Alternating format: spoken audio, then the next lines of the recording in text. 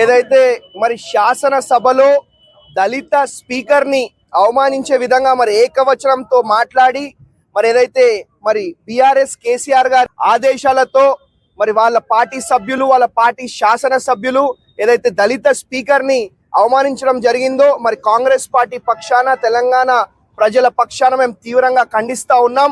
మరి మీకు 10 ఏళ్ళు ప్రజలు అవకాశం ఇస్తే కనీసం ఒక రేషన్ కార్డు ఒక ఇల్లు ఇయ్య చేతగానోళ్ళు ఇవాళ కాంగ్రెస్ పార్టీని మరి ప్రజలు ఎన్నుకొని కాంగ్రెస్ పార్టీ ముఖ్యమంత్రిని ఎన్నుకుంటే మీరు ఇవాళ మరి ప్రజలు అభివృద్ధి చెందొద్దు, తెలంగాణ అభివృద్ధి చెందొద్దు అనే విధంగా మరి రోజు ఒక కొట్లాట పెట్టడం, రోజు ఒక లొల్లి పెట్టడం, మరి పనికిరాని కొట్లాటలు, పనికిత స్పీకర్ ని అవమానించే విధంగా మరి వీళ్ళు చేస్తా ఉన్నారు.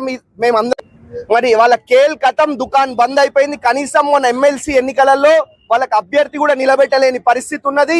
మరి మొన్న ఎంపీ ఎలక్షన్స్ అయితే ప్రతి దగ్గరలో కూడా మరి వాళ్ళు డిపాజిట్ కోల్పోయి 3వ 4వ స్థానంకి వచ్చిన పరిస్థితి.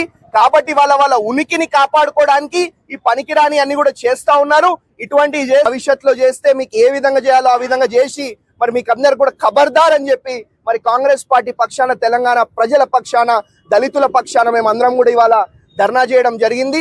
కాబట్టి మరి బ్రహ్మాండంగా అభివృద్ధి సేవా కార్యక్రమాలలో, సంక్షేమ కార్యక్రమాలలో తెలంగాణని మెదక్ నియోజకవర్గాన్ని ముందుంచే విధంగా మరి కాంగ్రెస్ పార్టీ పనిచేస్తుందని చెప్పి మరి మీ అందరు కూడా తెలియజేసుకుంటా ఉన్నాం.